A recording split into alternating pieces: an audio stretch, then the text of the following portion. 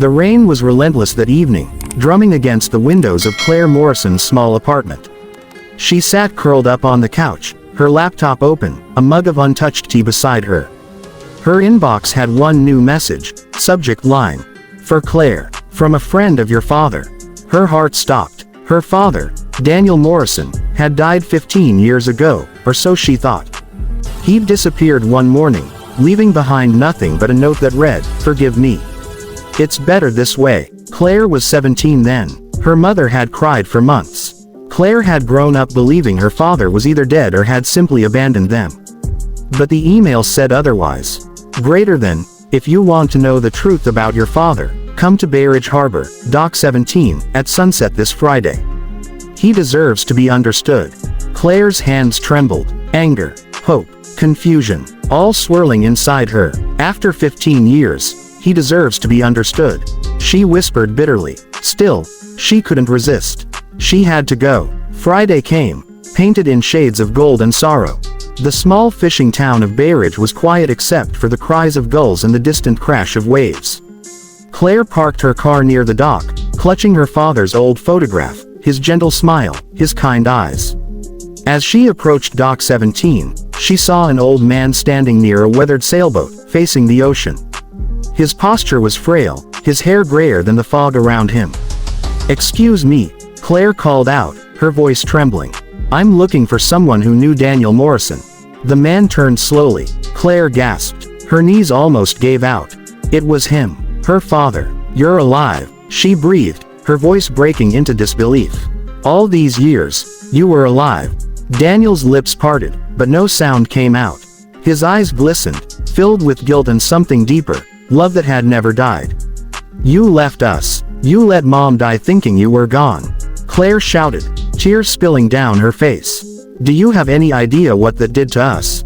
He swallowed hard. "I do, Claire, and that's why I wanted you to come. You deserve the truth." She crossed her arms tightly.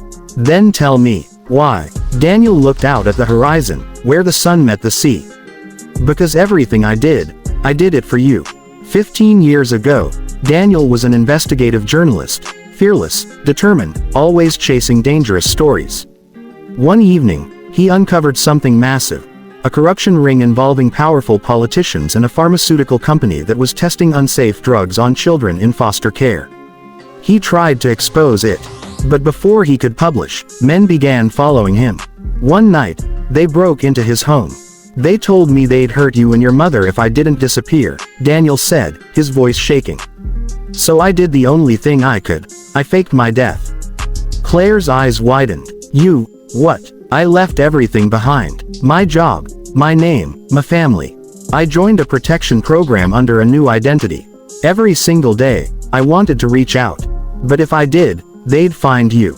Claire felt her anger fading into something softer. Pain, disbelief, longing. "So you just vanished, for me?" He nodded slowly. "Yes. Every sunrise, I thought of you.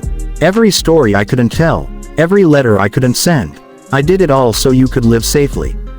Daniel walked to the old sailboat and opened a small chest inside. He handed Claire a stack of envelopes tied with a blue ribbon. "These were for you," he said softly. "One for every birthday I missed." Claire untied the ribbon and read one. "Greater than, my dearest Claire, I hope you're smiling today. I know you must be growing into a strong, beautiful young woman.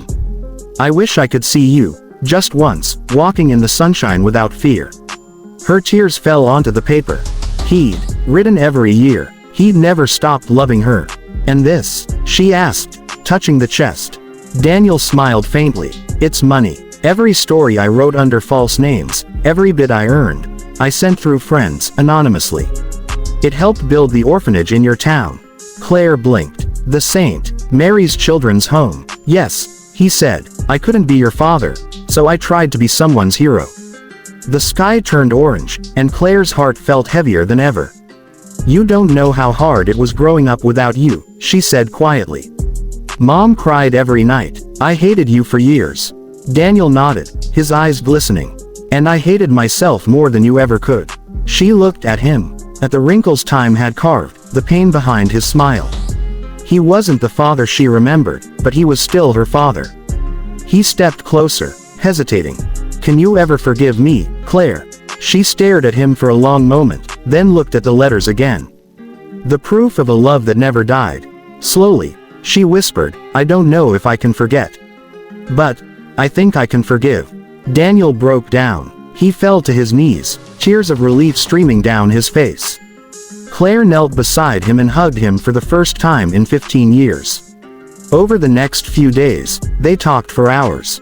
He told her stories of living under new names, writing articles to secretly expose injustices.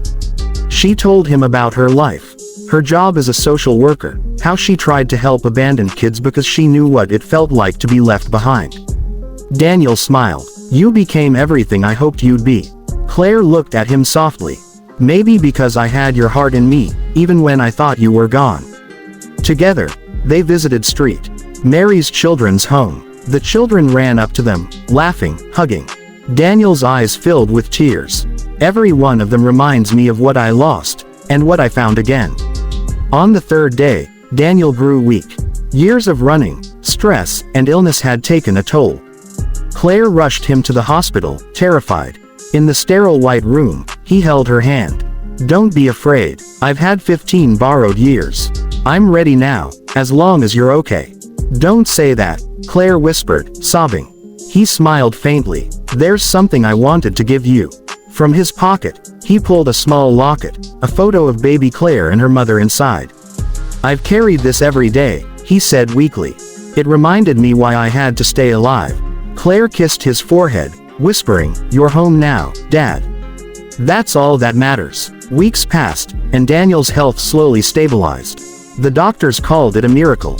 One morning, as they watched the sunrise from his hospital window, Daniel said quietly, I've spent years writing stories about strangers. Now I want to write one with you.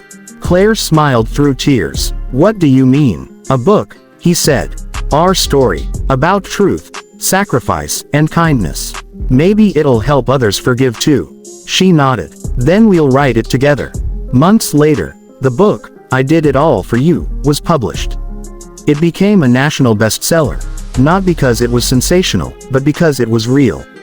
People from all walks of life wrote letters saying it helped them forgive, reconnect, and heal. At the launch event, Daniel sat beside Claire, frail but smiling proudly as she spoke.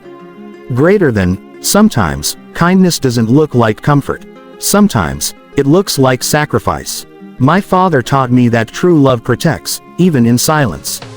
The crowd rose in applause. Daniel leaned toward her and whispered, I told you, Claire. I did it all for you. She smiled, tears shining in her eyes. And now, we'll do it all for others. Epilogue. The Whisper of the Sea. A year later, Daniel passed away peacefully by the sea he loved so much. Claire scattered his ashes over the harbor, the same dock where they reunited. But every sunset, she returned, feeling his presence in the wind and the waves. The orphanage now bore a plaque that read, Greater than, in loving memory of Daniel Morrison. A father, a writer, a man of kindness. And every time she saw a lost child smile, she felt his whisper again.